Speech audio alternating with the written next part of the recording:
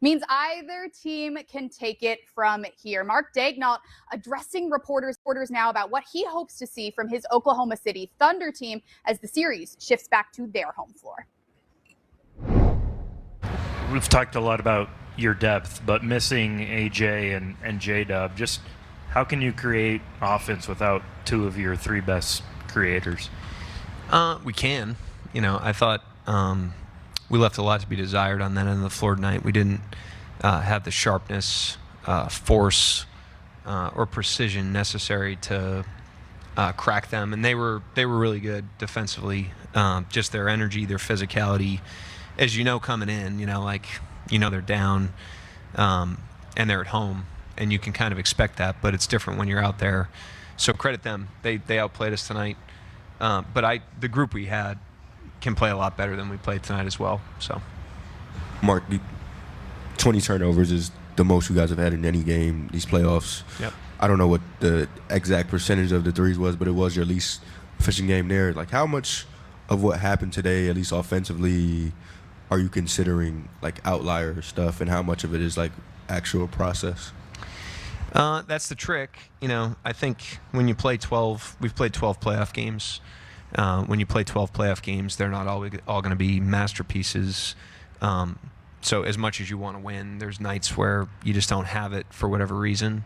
And so maybe it was one of those nights, but you also can't throw it away. You have to look at the process in a clear-eyed manner and see what corrections you can make. And I think some of the turnovers and some of the shooting was a result of the way we played and a result of the way they defended. I'd never take away credit from them when they played the way they did, but it's a little bit of both probably. It wasn't our night, but at the same time, we could have been a lot better, and we need to be a lot better in Game 5 when we want to compete in the game. You mentioned earlier the series, I think it was after Game 1, that you guys don't run a lot of plays for Chet, that he gets his stuff downstream. Does that change at all if you don't have Dub and AJ? Does he need to be more of a creator? We went to him a little bit at different times, but I just thought the overall, the global approach offensively tonight, didn't benefit anybody. It was more of a five-man issue, and us holistically. And again, San Antonio playing really good defense, a combination of us not being as sharp as we could have been and San Antonio being really good. But I don't know what I could have called tonight that would have changed it. It was more of a global approach / San Antonio. Mark, you had some clunkers in the playoffs last year. Thank you. Thanks for reminding me. It's over, Jenny. But bounce back. Yep. I'm wondering if there's anything you think the guys will take away from that experience, but also knowing it's a different team, do you feel like something holistically about just this bunch, what they know, helps you guys in that regard? Yeah, I think we got some wisdom there, obviously, and even from these playoffs, there's a reason we talk about getting to 0 every game. We played great the other night, and in Game 2, we went and earned those 2 wins, and none of that carried over tonight. And nothing from tonight will carry over in Game 5. So that's a blank slate. We have the same exact opportunity that they do to go get that game. So we got to win the gaps between the game right now. We got to get recovered, get ourselves mentally back to 0, learn the lessons from tonight that we can apply forward, and get ourselves ready to go. Mark, when you said with the offense it was more of a five-man approach tonight than anything, I don't expect you to give anything away, but what are some maybe what did you want to see more of, or what was lacking on that end of the floor? I think a lot of these playoff games, when they get to this point in the series, come down to physicality and force. Your force has to be better than their physicality on defense, and your physicality has to be better than their force on offense. That's kind of the trenches of a playoff game. And I thought their physicality was way beyond our force in most of the game. We had some possessions where we got some cracks. We had some good ones that, shots didn't fall at the end of the possession, but you got to give yourselves more bites at the apple. And the reality is, we didn't shoot it well, but they made 9 threes and they shot 27%, and one of them was a half-court heave. It wasn't like they shot lights out tonight. The game was won at the free throw line, on the glass, in transition, and their execution in the half-court was better on both ends.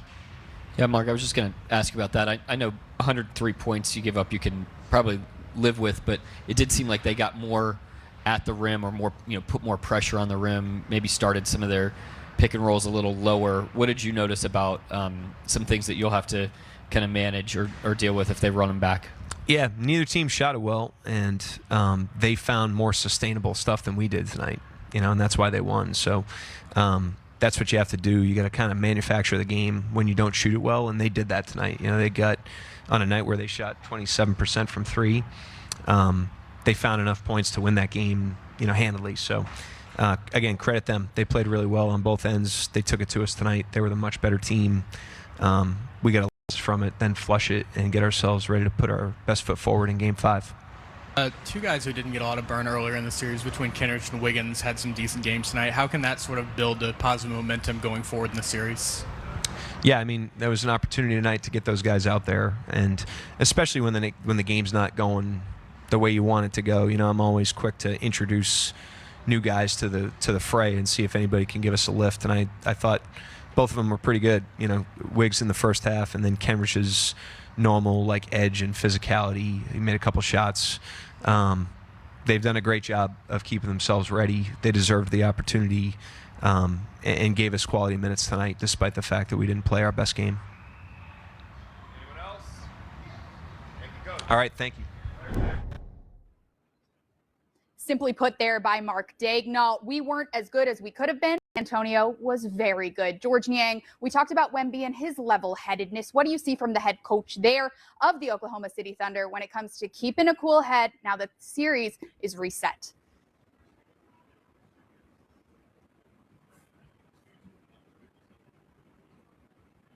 Mark Daigneault talking, like a coach that has, playoff experience.